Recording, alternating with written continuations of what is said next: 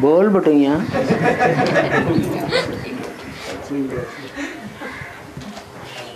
बाबा अभी तो लेट है ना, पीछे तो लेट का बोर्ड लगने से तो पुरुषार्थ भी नहीं कर सकता है। हैं? अभी पीछे जब टूलेट का बोर्ड लगेगा ना बाबा, तब टू लेट का बोर्ड लगेगा। हाँ तो किसी का पुरुषार्थ भी करने का मौका नहीं मिलेगा ना। क्यों नहीं मिलेगा बाबा? नहीं मिलेगा। क्यों? वही टू लेट का बोर्ड 76 में नहीं लगा था क्या? 76 में टू लेट का बोर्ड नहीं लगा था? लगा था या नहीं लगा था? नहीं लगा था। लगा था? हैं? अरे नहीं पता। हाँ नहीं पता। क्यों? मनुष्य जीवन का लक्ष्य क्या है? बाबा ने जब स्कूल खोला तो ये कॉलेज खोला, इसमें लक्ष्य मनुष्य जीवन का क्या दिया? क्या बनना है? नर से नारायण बनना है, नारी से लक्ष्मी बनना है। तो ये लक्ष्य,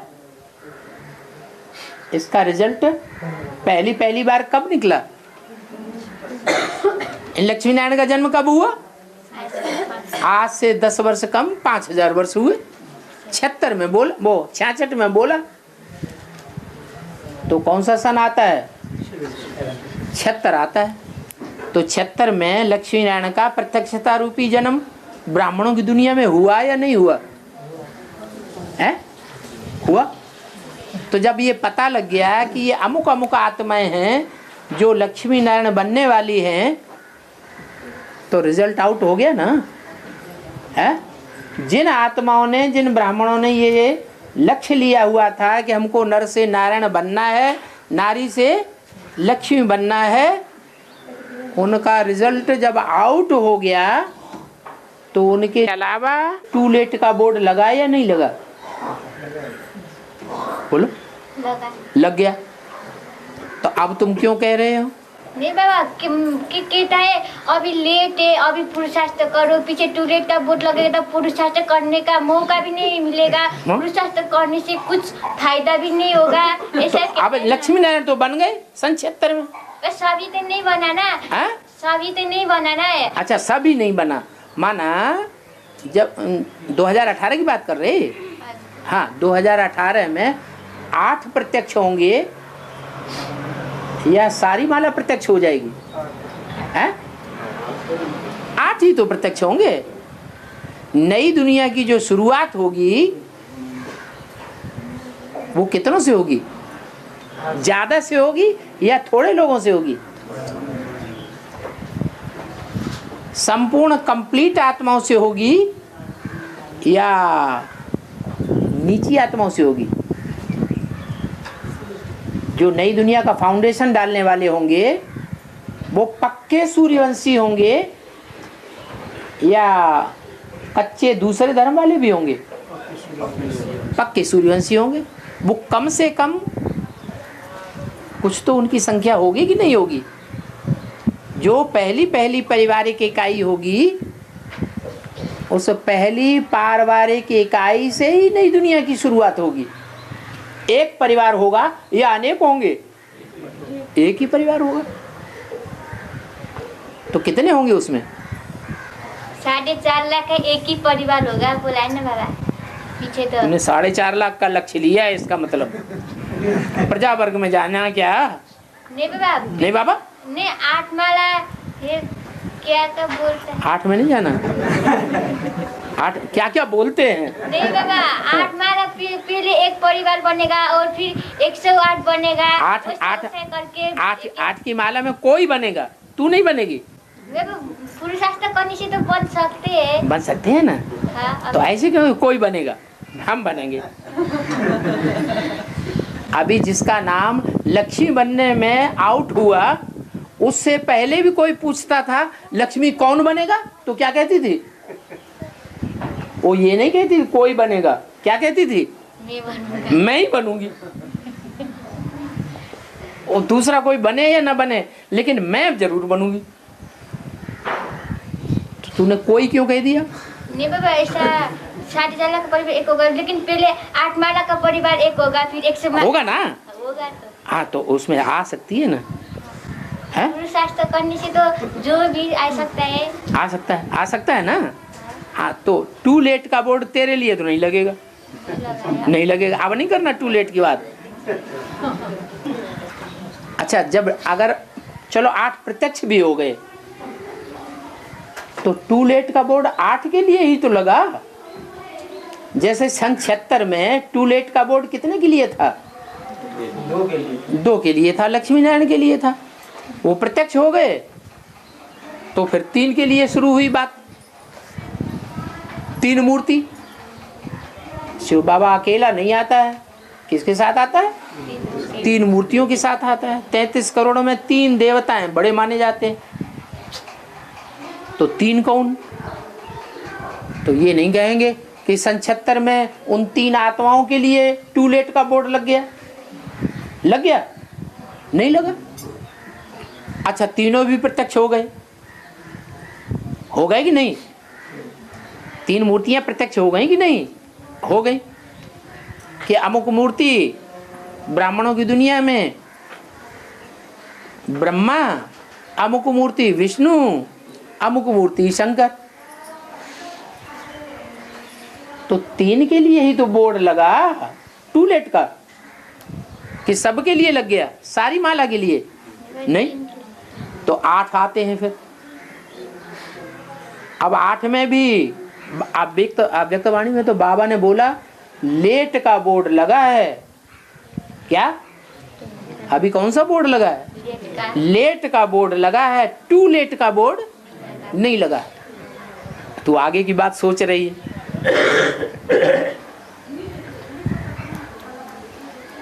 कि जब पूरी स्थापना हो जाएगी तो टू लेट का बोर्ड लग जाएगा। पूरी स्थापना माने एक पारिवारिक इकाई संपन्न स्टेज में संसार के सामने प्रत्यक्ष हो जाएगी। उसके बाद दूसरे परिवार प्रत्यक्ष होंगे या नहीं होंगे? ब्राह्मणों की 9 कुरियां मानी जाती हैं। कहां से शुरू होते हैं ब्राह्मण? शुरुआत कहां से होती है? ब्रह्मा से ब्राह्मणों की शुरुआत होती है। कोई पहली कुरी के ब्राह्मण, पहली पारिवारिक इकाई, कोई दूसरी कुरी के ब्राह्मण, दूसरी पारिवारिक इकाई, फिर तीसरी कुरी के ब्राह्मण, तीसरी पारिवारिक इकाई। सारी दुनिया का फाउंडेशन कहां पड़ रहा है? अभी संगम युग में पड़ रहा है। सिखों से पूछो, तुम तो 500 साल पहले तुम्हारे धर्म पिता आए, तुम तो स्वर्ग में नहीं जाते हो, तो मानेंगे? सिख ये बात मान जाएंगे कि हम स्वर्ग में नहीं थे? क्या कहेंगे वो? हैं? अरे हमारे पूर्वज भी स्वर्ग में थे, हम भी स्वर्ग में जाते हैं। क्रिश्चियन से पूछो, 2000 साल पहले तुम्हारा धर्म पिता आया, क्रिश्चियन धर्म शुरू हुआ, तुम तो स्वर्ग में है, जन्नत वहां पैराडाइज में होते ही नहीं, तो मान जाएंगे वो? नहीं मानेंगे। मुसलमानों से पूछो, 2500 साल, वो मुसलमानों को 1400 साल हुए मोहम्मद को आए हुए। उनसे कोई कहे कि तुम जन्नत में नहीं जाते हो, मुसलमान कोई भी जन्नत में नहीं जाता, तो इस बात को मानेंगे? बिल्कुल नहीं मानेंगे। कहेंगे वाह, हम जन्नत में नहीं जाते हैं तो जन्नत जन्नत हम चिल्लाते क्यों हैं? हमने रसगुल्ला खाया है तभी तो हम रसगुल्ला रसगुल्ला चिल्ला रहे हैं। नहीं खाया होता तो हम चिल्लाते क्यों? तो कोई मानने के लिए तैयार नहीं होगा। इससे क्या साबित हुआ कि हर धर्म की अच्छी अच्छी आत्माएं नई दुनिया की शुरुआत में फाउंडेशन लगाती हैं। ऐसा कोई भी आस्तिक धर्म नहीं है, भगवान को मानने वाला कोई भी आस्तिक धर्म नहीं है जो ये न माने कि हमारे पूर्वज जो हैं वो स्वर्ग में नहीं थे। स्वर्ग के नाम से सबके मुंह में से लार टपकती है, हम भी स्वर्ग में जाएं। तो नई दुनिया का फाउंडेशन भगवान आकर के लगाते हैं। हर धर्म का फाउंडेशन पड़ता है। हाँ, जन्नत जन्नत में फर्क जरूर होगा। कोई एकदम आदि के होंगे और कोई लास्ट के फाउंडेशन वाले होंगे।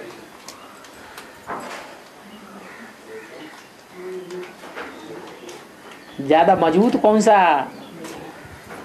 मकान का कौन सा हिस्सा होता है जो ज्यादा मजबूत होता है?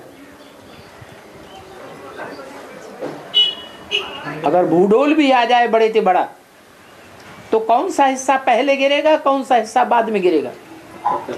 है जो बाद में कंस्ट्रक्ट हुआ है वो पहले गिरेगा, और जिसका फाउंडेशन पहले पहले डाला गया है वो लास्ट में गिरेगा।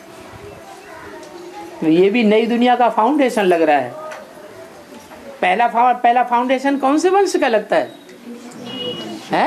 सूर्यवंश का। वो सूर्यवंश का फाउंडेशन अभी डाला जा रहा है।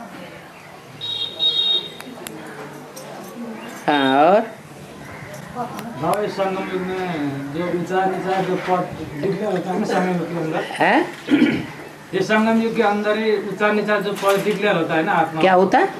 ऊंचा नीचा जो पद ऊंचा नीचे, हाँ, पद डिक्लेयर होते हैं। इस तरह जो सतयुग त्रेतायुग जो आता है, तो वो सतयुग त्रेतायुग में ऊंचा नीचा राजा प्रजा, मतलब ये ऐसा कुछ फीलिंग होता है कि नहीं होता है आत्मा को?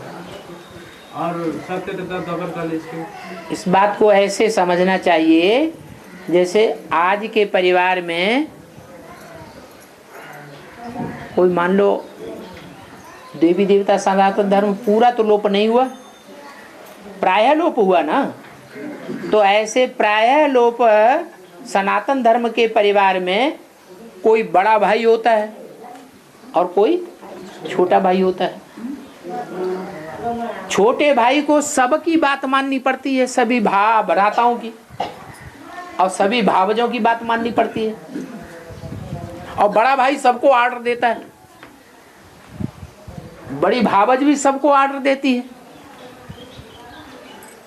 कहती है मैं तुम्हारी अम्मा हूं, अम्मा समान हूं। बड़ा भाई कहता है मैं तुम्हारा बाप समान हूं। छोटा भाई, उसके दिल में ये आती है बात कि जो दुकान चल रही है हमारे परिवार की, वो दुकान हमारी नहीं है, भाइयों की है। उसके दिमाग में ये बात आती है? नहीं आती। तो पूर्व जन्म के कर्मों के हिसाब से उसकी मेंटलिटी इस तरह की बन चुकी, और जिस परिवार में उसने जन्म लिया है उस परिवार में जन्म लेने से भी वो मेंटलिटी बन चुकी है कि वो अपने को दास नहीं समझता है। क्या समझता है? परिवार का भांति समझता है। ऐसे ही संगम युग में ये मेंटलिटी पक्की हो जाएगी, अपनी अपनी सर्विस के ग्रेड्स के आधार पर।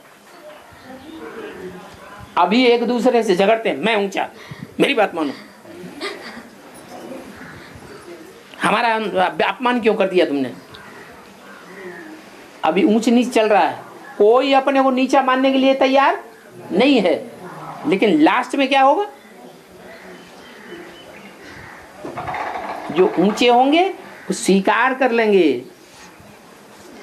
क्या अपने पद को, और जो नीचे होंगे उससे नीचे के मण के वो भी स्वीकार कर लेंगे कि हम इतना ऊंचा पुरुषार्थ नहीं कर सकते। जितना ऊंचा पुरुषार्थ इन्होंने किया है, हमारी स्टेज नीचे है। माना राम के जो 4 भाई हैं, रामायण में जिनका वर्णन आया हुआ है, राजगद्दी की सीनरी दिखाते हैं तो राम गद्दी पर बैठे हुए हैं, सीता उनके साथ बैठी हुई है, लक्ष्मण छाता लिए खड़े हैं,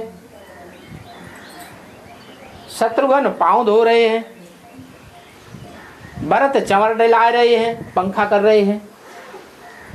वो अपने को दास दासी समझते हैं?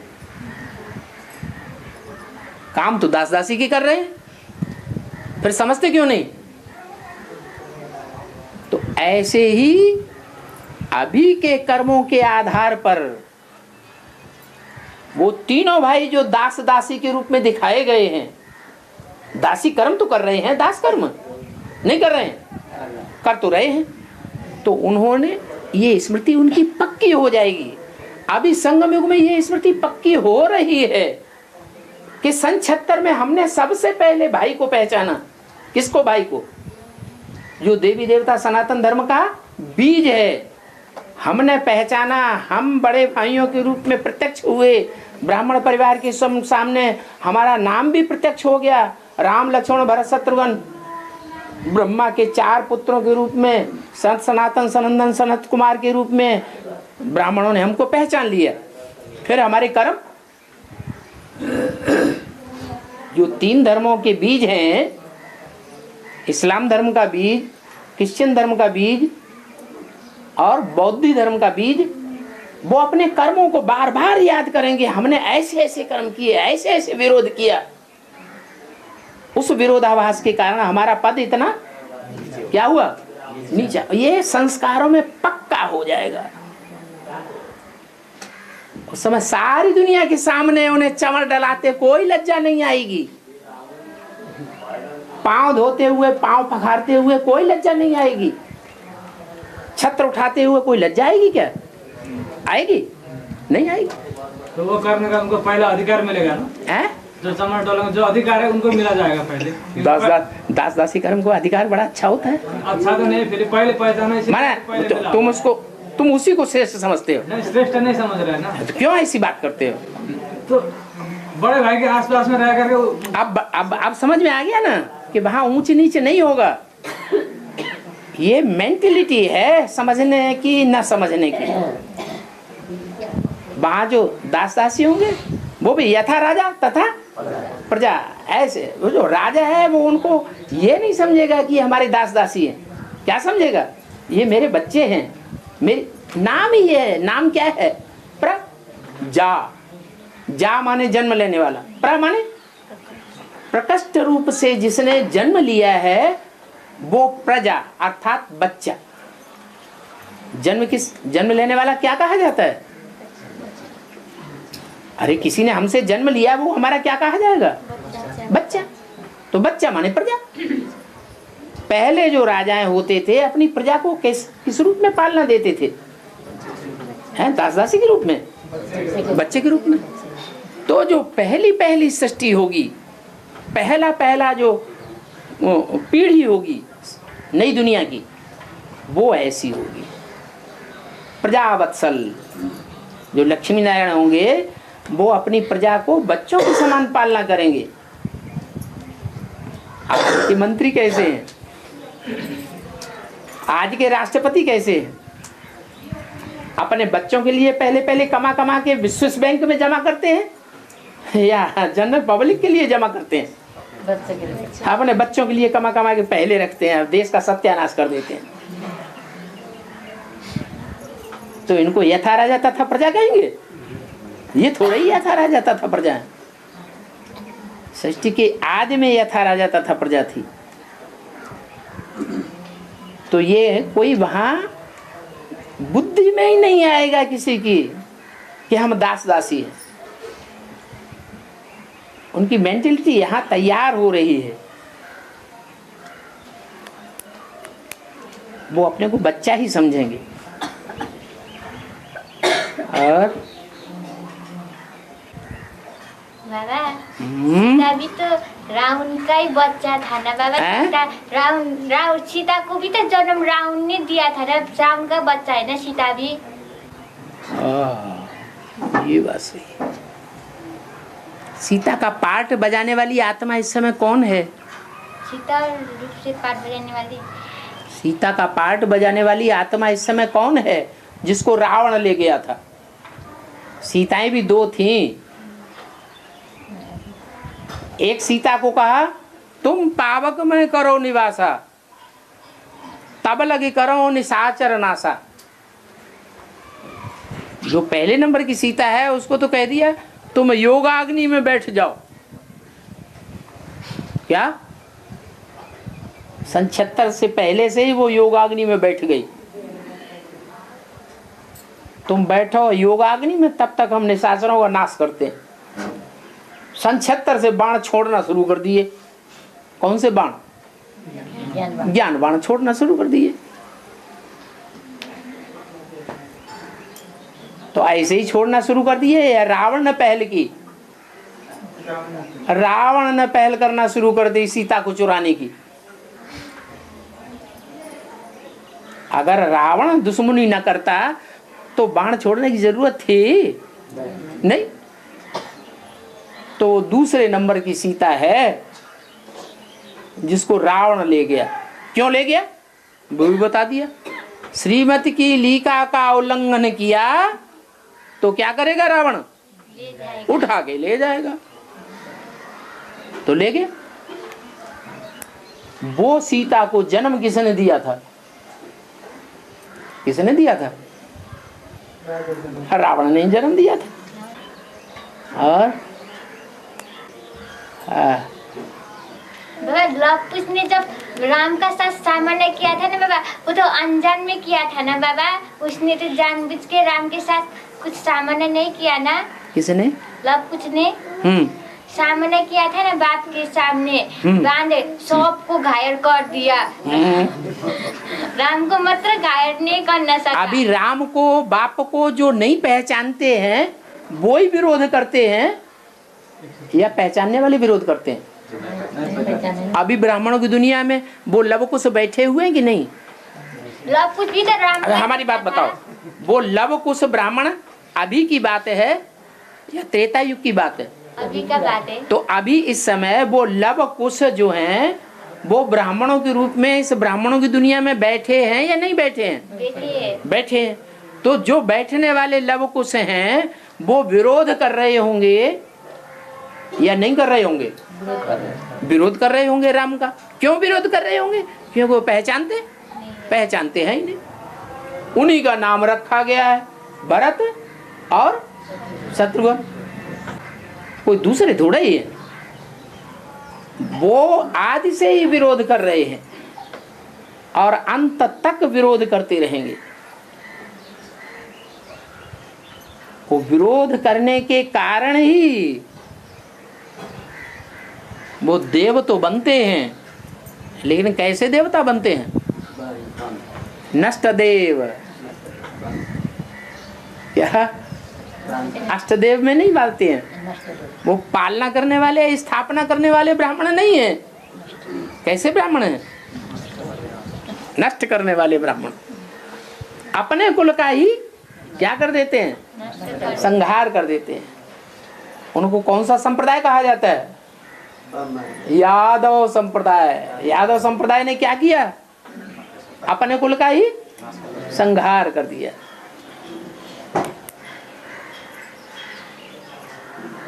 तो बढ़िया बढ़िया प्रश्न पूछती है। देखा था ना रामायण में, लव कुछ ऐसा है कि जिस सबको घायल कर देता है, सिर्फ राम को मतलब घायल नहीं कर सकता है। ऐसा गाना सुनाता है कि सबको रुला देता है, सिर्फ राम ही नहीं रोता है। तो जो ज्ञानी होता है वो रोता है, अज्ञानी रोता है? अज्ञानी रोता है। तो राम तो ज्ञान सागर कहा जाता है। वो क्यों रोएगा? वो नहीं रोता है। बच्चा, छोटा बच्चा होता है ना, छोटे बच्चे को हाथ में लो, गोद में लो, तो कहीं नाक पकड़ेगा, कहीं हाथ वो बाल पकड़ेगा, कहीं कान पकड़ेगा। तो जो बाप है वो बाप खुश होता है या रोना शुरू कर देता है? मेरे कान काट डाले, मेरे हाथ काट डाले, ऐसे करता है क्या? नहीं कर रहा है। तो ऐसे ही राम बाप है ना, वो क्यों रोएगा? और उसके ऊपर कोई बच्चा थोड़ा ही हमला करता है, उसका अज्ञान हमला करता है। भूत हमला करता है, सब सीना को भी घायल कर देता है। खूब मंथन चिंतन तेरा बढ़िया चलता है। ऐसा बात होता है। हाँ, और पता है जब बाप का प्रत्यक्ष होगा बोलते हैं ना, कोई कहता है खून से प्रत्यक्ष होगा, कोई कहता है हाई कोर्ट में जाके प्रत्यक्ष होगा। कैसे? कोई बाबा किसी में तो नहीं सुना, लेकिन ये सब भाई लोग है ना ओम शांति का, वो सब कहता है। कोई कहता है खून से प्रत्यक्ष होगा। खून से? कोई कहता है जब हाई कोर्ट सुप्रीम कोर्ट में जाएगा तब सबको पता चलेगा। कोई क्या करता है, क्या क्या क्या कहता है। हाँ। लेकिन असली बात तो बात सुना भी नहीं है। असली बात किसी को सुना ही नहीं। बाबा ने तो बता दिया। बात का प्रत्यक्ष किस आधार पे होता है उस बात। लेकिन बाबा ने तो मुरली में बता दिया किस आधार पर प्रत्यक्ष होगा। बाबा ने बता दिया तुम बच्चों की जो अव्यक्त स्टेज बनेगी वो अव्यक्त स्टेज ही बाप को प्रत्यक्ष कर देगी। जितनी जितनी तुम्हारी अव्यक्त स्टेज बनती जाएगी उतना उतना बाप संसार में प्रत्यक्ष होता जाएगा। मान लो 16,000 की माला है, कितने बच्चे हैं राजयोग की पढ़ाई पढ़ने वाले? 16,108 है। अगर 16,108 की अव्यक्त स्टेज बन गई महात्मा बुद्ध की तरह, क्राइस्ट की तरह, गुरु नानक की तरह, अगर ऐसी स्टेज बन गई तो समझो सारी दुनिया में प्रत्यक्षता हो जाएगी। तो तू कर सकती है अभी? तो बाबा आप नहीं कर सकते, पीछे बाप अपने ही सबको करा देगा बुलाए। फिर बाप अपने को ही क्या? बाप ही करा सकते हैं, बाप कर सकती है। पीछे अपना आप ही सब काम हो जाएगा। माना पीछे अपना आप ही हो जाएगा। अभी अपने आप पढ़ना तो बहुत मुश्किल है ना बाबा। अच्छा, वो कह रही है कि अपने आप करना तो मुश्किल है, पहले हमारे सामने सैंपल तो आ जाए। जब सैंपल आ जाएगा तो हम भी कर लेंगे। बहुत होशियार है। हाँ, और पीछे बाबा का गिलानी हो जाएगा तो सब एडवांस पार्टी सब बाबा के बच्चे को तो यहाँ से खेला देगा तो सब कहाँ जाएगा?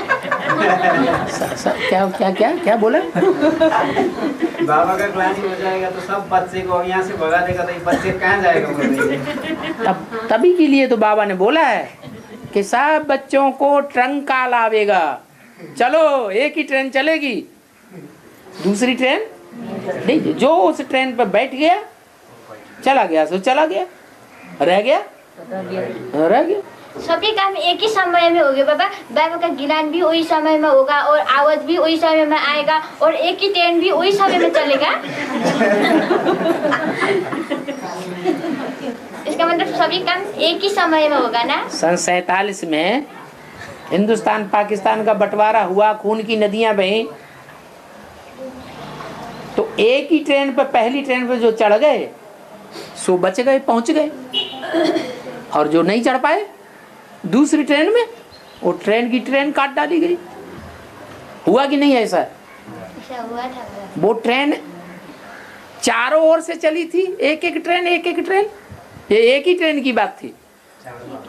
हैं? ट्रेन तो तैयार हो रही ना नेपाल में।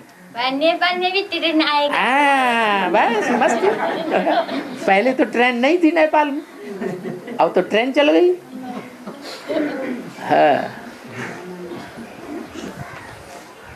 और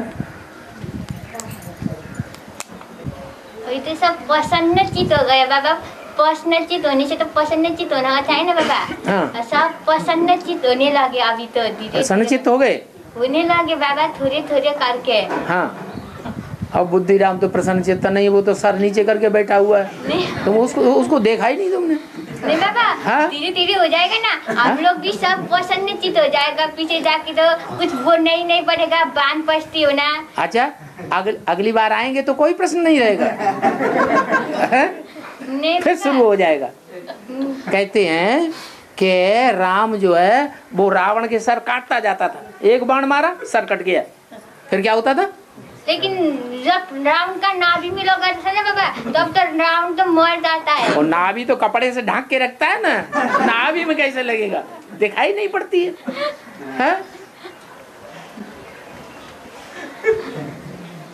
और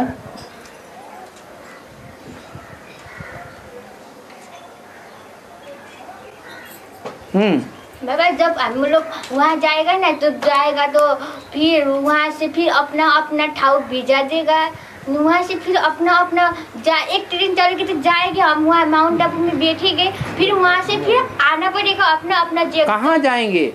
जब एक ट्रेन चलेगा तो हम वहाँ जाएंगे ना बाबा के घर में। यहाँ तो हम रह ही नहीं सकेगा, बहुत गिलानी होगा। तो बाबा के घर में तो सब कुछ जाना ही पड़ेगा। अभी खुशी नहीं जाने चले, बाद में मजबूर से जाना पड़ेगा। तो फिर वहाँ से जाके बैठेंगे और फिर बाबा का प्रत्यक्ष होने से तो अपना अपना घर में आना पड़ेगा ना सेवा करने के लिए। बाबा भेजा देगा, अपना अब जिस ठाव में जन्म लिया उसी ठाव में भेजा देगा। ऐसा ऐसा बात बाबा सुना था। वो तो दूसरे धर्म वालों की बात है।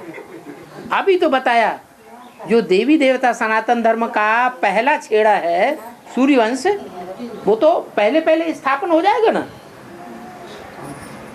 तो स्थापना हो गई, फिर सेवा की जरूरत है, स्थापना फिर तो ऑटोमेटिक सेवा होती रहेगी। वो एक परिवार संगठित हो गया, यूनिटी बन गई, तो यूनिटी से उस प्योरिटी को देखते हुए स्वतः ही जो फॉलोअर्स हैं, प्रजा वर्ग है, वो स्वतः ही खिंच करके इकट्ठा हो जाएगा। तो आना नहीं उनको पड़ेगा। उनकी सेवा करने की तब जरूरत नहीं पड़ेगी। अभी तो संदेश देना पड़ता है, भाग दौड़ करनी पड़ती है, फिर सब कुछ ऑटोमेटिक होगा। किसके लिए? जो परिवार तैयार हो गया उनकी बात है। फिर सेवा करने कौन जाएंगे? जो और धर्म के परिवार तैयार होंगे उनको सेवा करने के लिए इधर उधर भेजा जाएगा।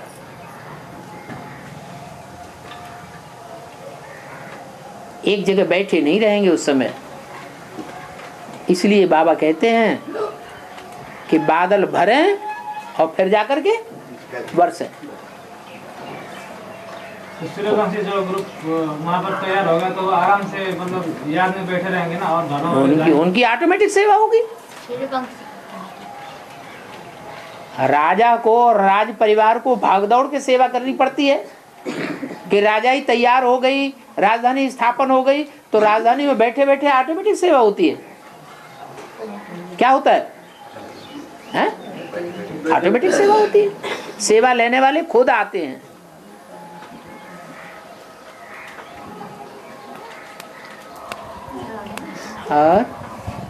और धर्मों का जो फाउंडेशन पड़ेगा उसमें फिर यही तरीका चलेगा जैसे अभी सूर्यवंशियों का चल रहा है।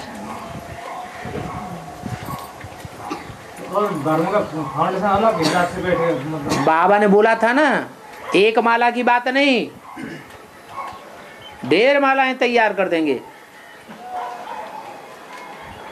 ऐसे नहीं एक ही माला तैयार होगी 108 की, नहीं,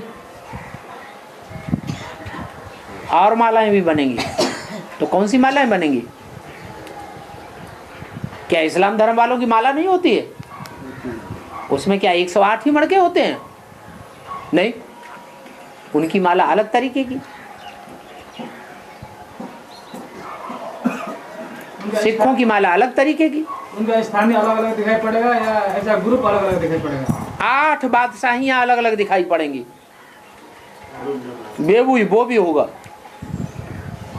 8 धर्म दुनिया में अलग अलग दिखाई पड़ रहे हैं कि नहीं? तो उनकी शूटिंग कहाँ होगी? रिहर्सल कहाँ होगी? 8 धर्मखंड दिखाई पड़ रहे हैं कि नहीं दुनिया में? अरे इस्लामी धर्मखंड कोई खास है या नहीं दुनिया में? है। बौद्ध धर्मखंड खास है या नहीं है? सिख धर्मखंड खास दिखाई पड़ रहा है कि नहीं है? तो ऐसे ही 8 धर्मखंड ब्राह्मणों की दुनिया में भी दिखाई पड़ेंगे। लास्ट में फिर सब मिलकर के एक हो जाएंगे।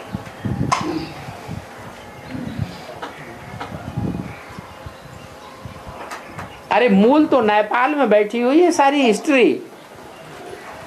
कितने राजाएं थे नेपाल में पहले? हैं? ढेर के ढेर राजाएं थे। फिर क्या हुआ? फिर एक निकला पृथ्वी, क्या नाम? पृथ्वीराज साहब। पृथ्वीराज, पृथ्वीनारायण। हाँ, उसने सबको इकट्ठा कर दिया।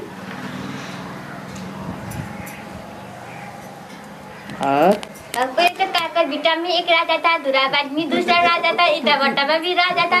वैसा था पहले तो नेपाल में एक एक जगह में एक एक राजा था। और पृथ्वीनारायण शाह ने सबको युद्ध में जीतकर एक हुआ। उनके अलग अलग किले थे, अलग अलग किले भी थे।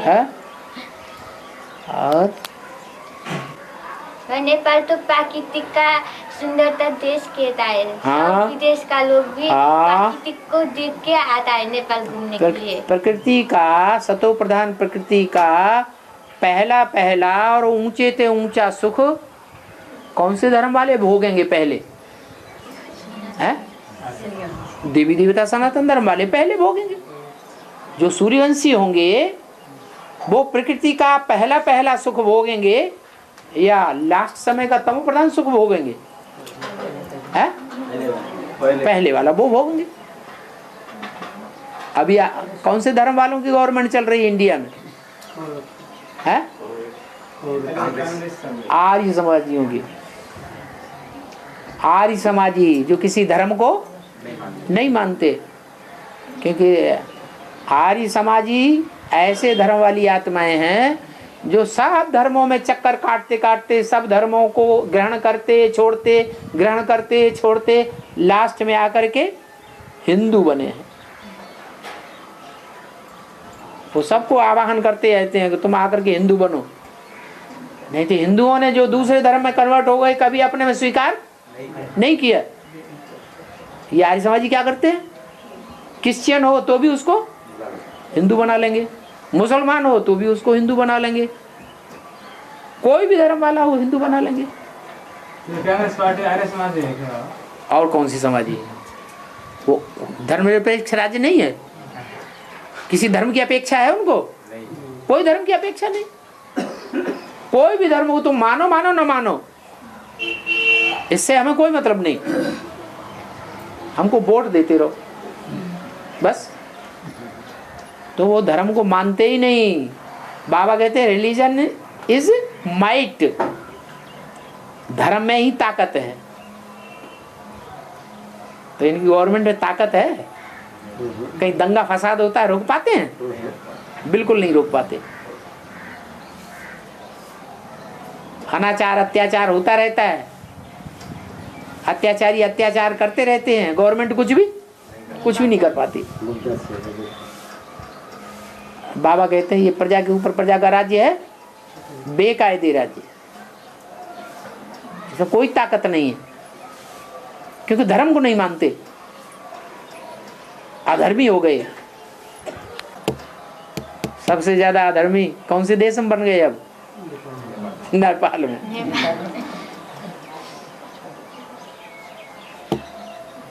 और ये उत्तराखंड में जो हिमालय पर्वत दिखाई दे रहा है, हाँ, ये मतलब सत्युग की शुरुआत में ये रहेगा क्या बाबा? द्वापर युग को भूल गए? द्वापर के आदि में जो आधा विनाश हुआ था वो भूल गए? उस समय कुछ परिवर्तन हुआ पृथ्वी में या नहीं हुआ? हुआ। उस समय आधा परिवर्तन हुआ, आधे विस्फोट हुए, आधे भूकंप हुए, और अभी क्या होना है? पूरे ही भूकंप होने हैं।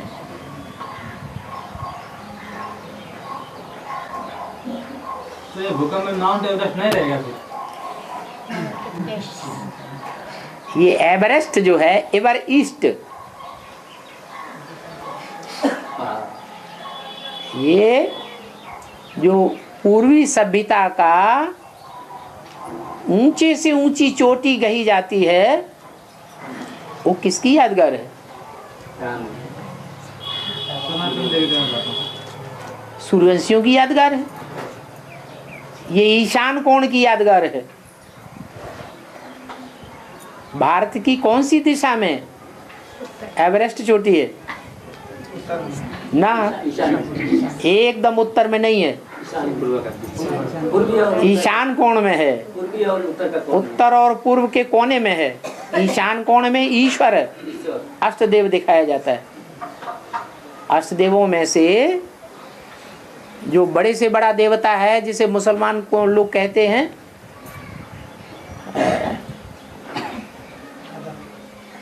आठ फरिश्तों में से जबराइल, बहुत जबरदस्त फरिश्ता माना जाता है मुसलमानों का। वो देवताओं को नहीं मानते, किसको मानते हैं? हैं? हाँ, वो फरिश्तों को मानते हैं। मुसलमानों में, क्रिश्चियंस में देवताओं की पूजा नहीं होती है। भारतवर्ष में देवताओं की मान्यता है, देवताओं की पूजा होती है।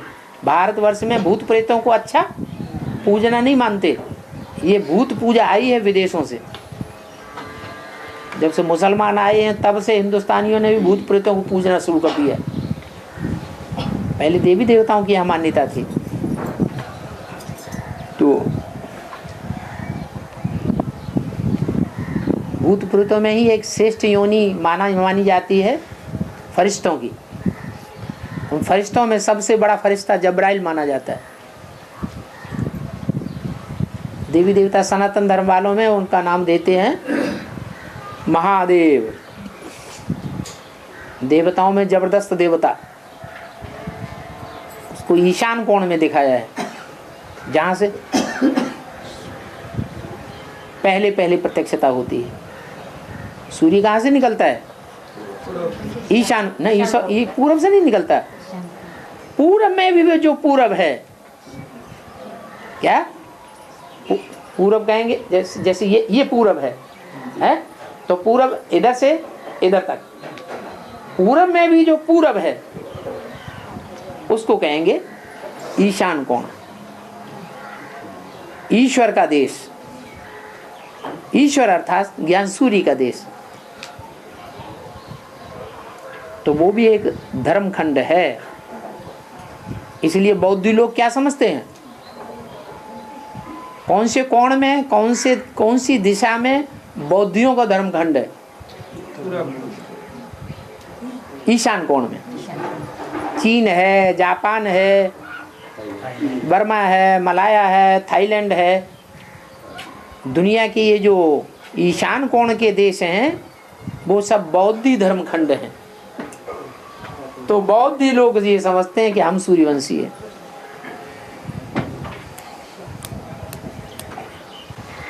और ये रामकृष्ण दो आत्मा है ना, तो ये दो आत्मा का आपस में रूहरियन चलता है कि नहीं चलता? सूक्ष्म रूप में है, सूक्ष्म रूप में रामकृष्ण का रूहरियन चलता है कि नहीं चलता आपस में? है, क्यों नहीं चलेगा? बाप बच्चे हैं तो रूहान नहीं चलेगा? तो है, तो बाप बच्चों के बीच में बात मिलना चाहिए ना, फिर है, बात मिलना चाहिए ना आपस में। बात मिलना चाहिए। तमो प्रधान है कि सतो प्रधान है? अभी अरे मेल सतो प्रधानता में होता है या तमो प्रधानता में होता है? सतो प्रधानता में मेल हो जाता है, और तमो प्रधानता में बाप बेटे में लड़ाई हो जाती है। और तो ये किसी ये जो ब्रह्मा कुमारियों को संभालेगा तो वाली ब्रह्मा की आत्मा जी समझता होगा ना कुछ। ब्रह्मा कुमारियों को, जो ब्रह्मा कुमारी का जो संसार है ना, ग्रुप है, तो उनको संभालने का, देखने का अपने को कुछ जिम्मेवारी समझता होगा ना कृष्ण के सब। हाँ, तो जाते हैं ना संभालने के लिए। ब्रह्मा कुमारी विद्यालय में जहाँ बेसिक नॉलेज पढ़ाई जा रही है, कर्ता धर्ता मूल आत्मा कौन मानी जाती है? ब्रह्मा कुमार कुमारियों को या ब्रह्मा कुमार कुमारियों की बुद्धि में कर्ता धर्ता कौन है? कोई है या नहीं है? बड़े में बड़ा किसको मानते हैं? ब्रह्मा को मानते हैं।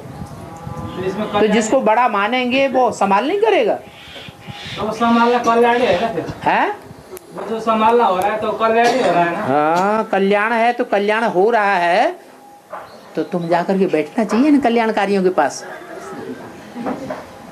तुम डरते क्यों हो? कल्याण की जगह पे नहीं बैठते, कल्याण की जगह पे आके बैठ जाते हैं। जो कुछ भी हो रहा है कल्याण ही हो रहा है, तो इस हिसाब से कल्याण है ना। तो यही तो हम कह रहे हैं कि वहाँ कल्याण के बीच में बैठना चाहिए ना। कल्याणम भवतु, पूरा ही कल्याण कर देंगे। इस सृष्टि में बिच्छू का होना कल्याणकारी है या अकल्याणकारी? कल्याणकारी है बाबा। कल्याणकारी है। अकल्याणकारी है, बिच्छू तो काटता है। दो दो बातें कर देती है। देखो मेरे तो अकल्याणकारी है बोला ना। अकल्याणकारी बोला, अच्छा अच्छा अच्छा। बुद्धिराम क्या कहते हैं?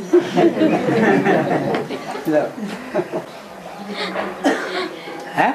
वहाँ से फिर कल्याणकारी को इस दुनिया में रहना चाहिए या नहीं रहना चाहिए? रहना चाहिए। तो सतयुग में रहेंगे ये? सतयुगी नई दुनिया में जो बाप को न पहचानने वाले हैं, जहां कृष्ण जन्म लेगा उस पीढ़ी में ये रहेंगी आत्माएं। तो सत्य की साधना करने का आधा हिस्सा तो वैष्णवी ग्रुप तो उधर ही है ना फिर।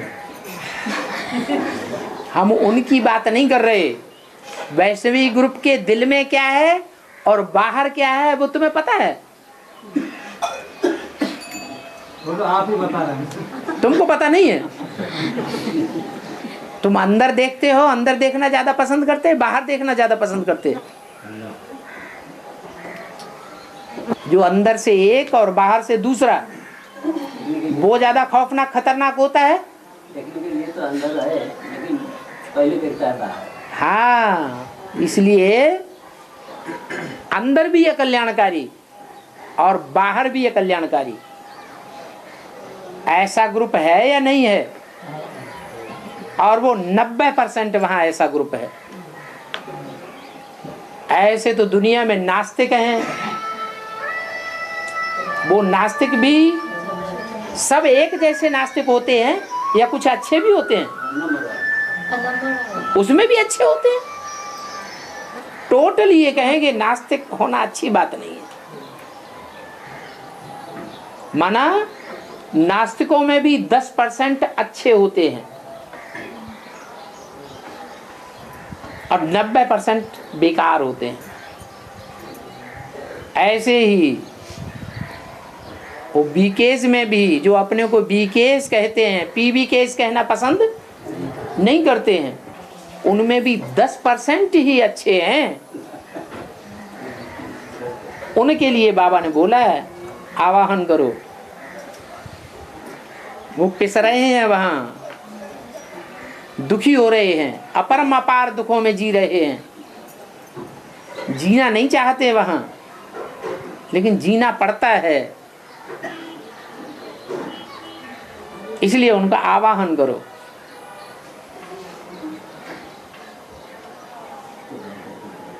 बाकी तो बाहुबल वाले विनाश को पावेंगे।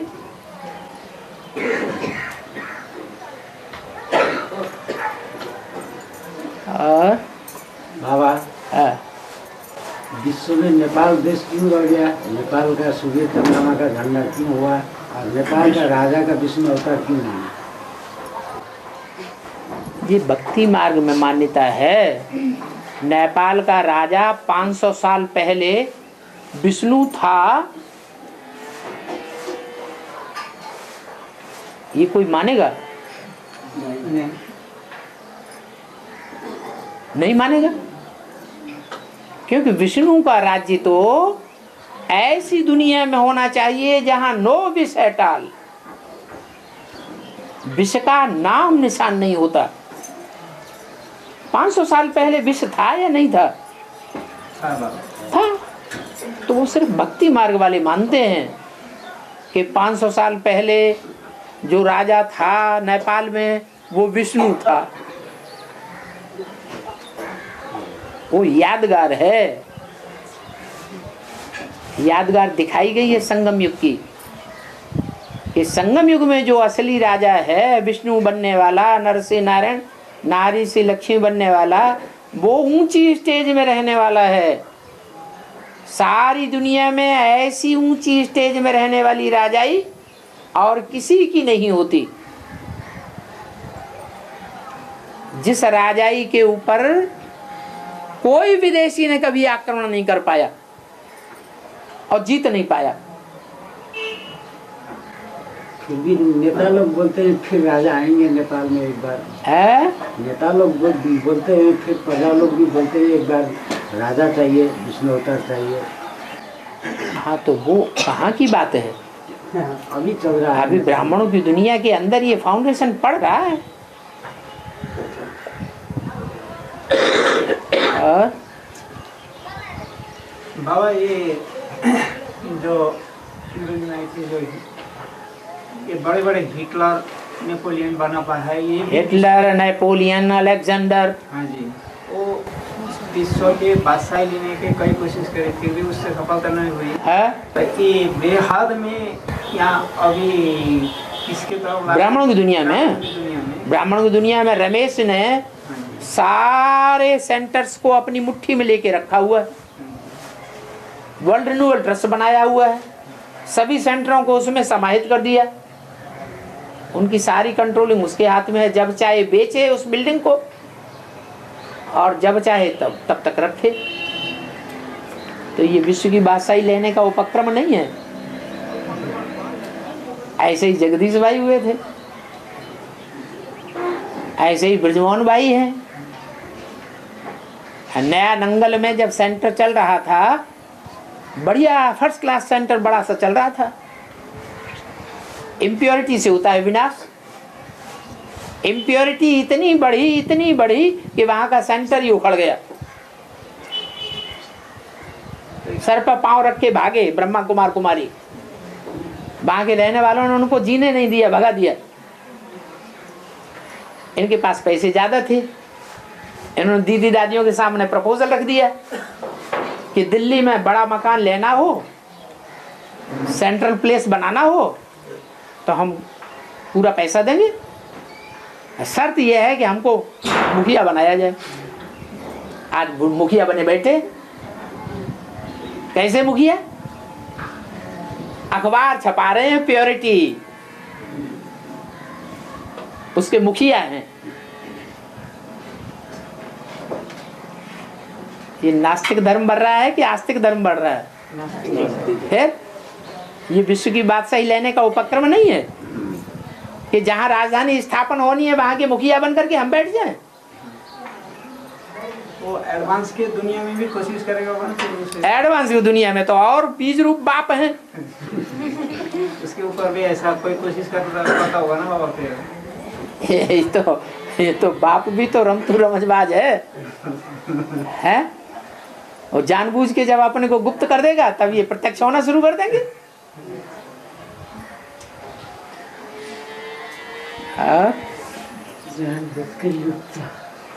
गुप्त होना मतलब अंत समय का इशारा है ना। मौका है ना विश्व की बादशाही लेने का। नहीं तो बच्चे कहेंगे लो अपने को प्रत्यक्ष करके बैठ गए, दूसरों को तो मौका ही नहीं मिला। तो मौका मिलना चाहिए ना, लेकिन जो मौका मिले उसमें अपने को कंट्रोल भी तो करना है। कौन सी कंट्रोलिंग? आत्मिक स्थिति में रहने की कंट्रोलिंग। ऐसा ना हो कि देहभान आए अब बस दूसरों के ऊपर अत्याचार करना शुरू, जोर जबरदस्ती करना शुरू, हिंसा करना शुरू। कोई भी तरह की हिंसा शुरू होती है तो डबल हिंसा तक पहुंच जाती है, बेविचार फैल जाता है।